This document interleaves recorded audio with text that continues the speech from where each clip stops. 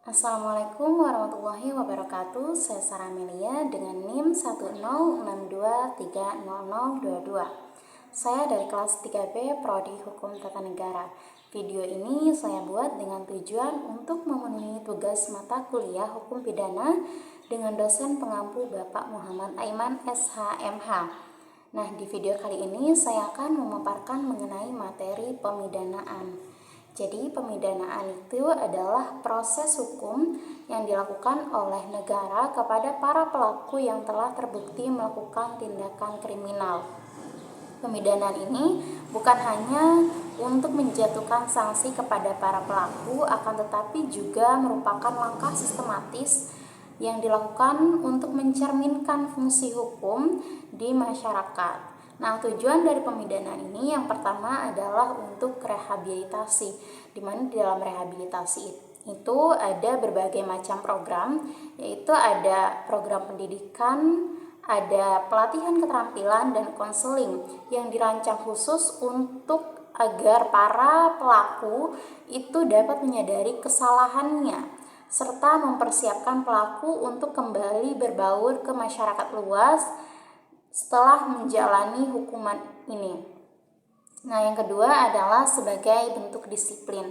Jadi, sanksi yang diberikan ke pelaku diharapkan dapat memberikan efek jera kepada pelaku serta menjadi contoh dan peringatan kepada masyarakat lain untuk tidak melakukan tindakan kriminal.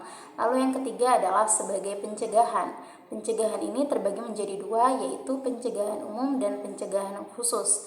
Pencegahan umum ini bertujuan agar masyarakat dapat berpikir kembali mengenai konsekuensi yang mungkin akan terjadi apabila dia melakukan tindakan kriminal.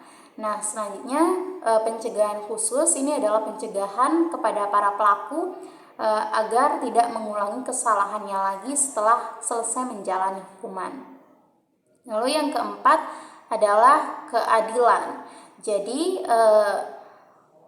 sanksi yang diberikan kepada pelaku itu diharapkan dapat menegakkan keadilan, terutama bagi korbannya.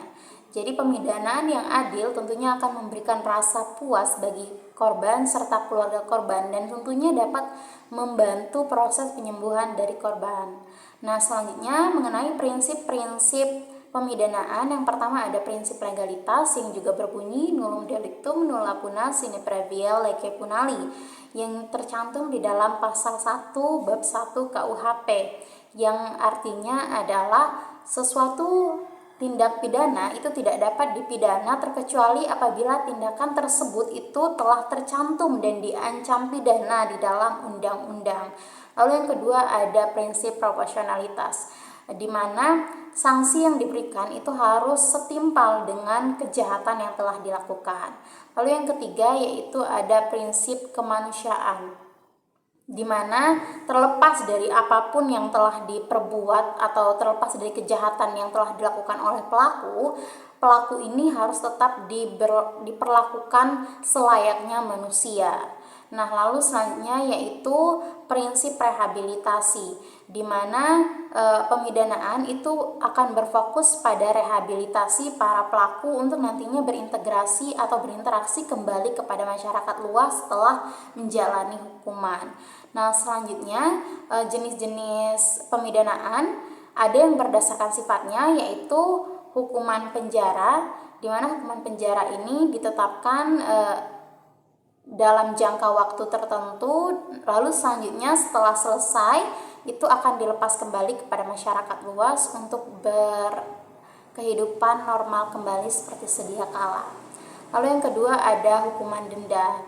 Hukuman denda ini biasanya para pelaku akan diminta membayar denda sejumlah uang karena perbuatan yang telah dia perbuat.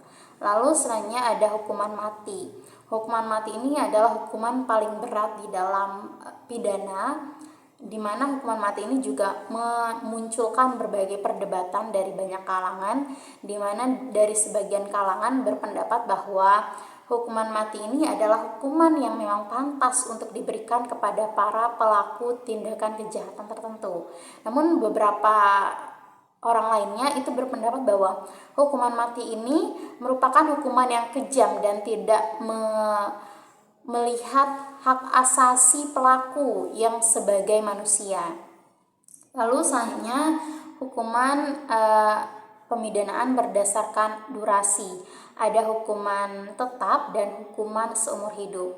Jadi hukuman tetap ini adalah hukuman yang diberikan atau yang ditetapkan dalam jangka waktu tertentu, dan si pelaku itu juga diberikan kesempatan untuk mengurangi masa tahanannya apabila si pelaku ini menunjukkan perilaku yang baik selama masa kurungan.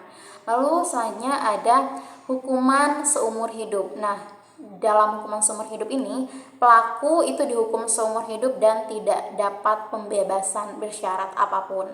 Nah, selanjutnya berdasarkan jenis pelanggarannya. Ada hukuman untuk kejahatan ringan dan hukuman untuk kejahatan berat. Hukuman untuk kejahatan ringan ini biasanya hanya berupa denda ataupun sanksi ringan lainnya seperti kerja sosial dan lain sebagainya. Contohnya seperti pelanggaran lalu lintas, di mana pelakunya itu diminta untuk membayar sejumlah denda atau untuk kerja sosial agar para pelaku sadar akan kesalahan yang telah dia perbuat. Sementara itu hukuman untuk kejahatan berat itu biasanya untuk kejahatan yang lebih serius seperti pencurian besar ataupun pembunuhan. Nah, selanjutnya kita masuk kepada dampak dari pemidanaan. Yang pertama ada dampak sosial, di mana para pelaku itu tentunya akan mendapatkan sanksi sosial di dalam masyarakat, di mana setelah menjalani hukuman itu biasanya pelaku akan dikucilkan, dan tentunya ini akan sangat berpengaruh dengan kehidupan sosialnya.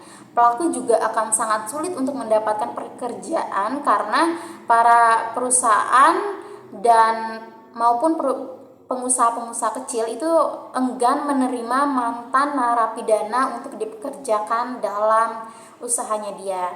Nah, selanjutnya yaitu dampak ekonomi. Dampak ekonomi ini di mana rehabilitasi itu tentunya akan sangat membebani anggaran negara, di mana para pemerintah itu harus mengalokasikan dana untuk fasilitas penjara, pendidikan, serta fasilitas kesehatan dan lainnya untuk para narapidana ini. Ini tentunya sangat-sangat membebani anggaran negara.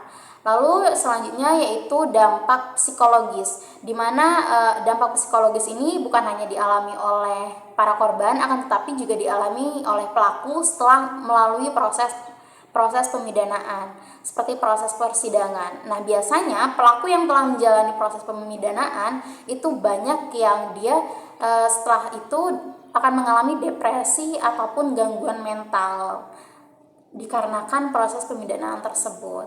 Baiklah, hanya ini yang dapat saya sampaikan. Lebih kurangnya saya mohon maaf. Wassalamualaikum warahmatullahi wabarakatuh.